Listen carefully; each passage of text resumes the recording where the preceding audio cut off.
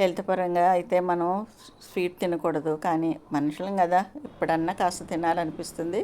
అప్పుడు కాస్త హెల్తీగా ఈ కినోవా పాయసం చేసుకొని చిన్న కప్పుతోటి కినోవా 3 గంటలు నానబెట్టుకొని అది పక్కన పెట్టి ఒక ప్యాన్లోకి 2 గ్లాసులు మిల్క్ వేసుకోవాలి. అంటే 600 ml. అందులోకి అది మరుగుతుండగా మనం కినోవా నానబెట్టింది వేసేయాలి. కొంచెం వాటర్ కూడా వేసుకోవాలండి. కినోవాను ఉడకడానికి ఒక 1/2 అవర్ పడుతుంది కాబట్టి కొంచెం వాటర్ కూడా కలుపుకోవాలి. బాదం, పిస్తా, కాజు పొడి చేసి పెట్టేసుకొని కినోవా పూర్తిగా మెత్తగా ఉడికిన తర్వాత అప్పుడు ఈ పొడంతా వేసేసి బాగా మిక్స్ చేసుకొని ఒక పావు కప్పు షుగరు లేదంటే బెల్లం కూడా వేసుకోవచ్చు.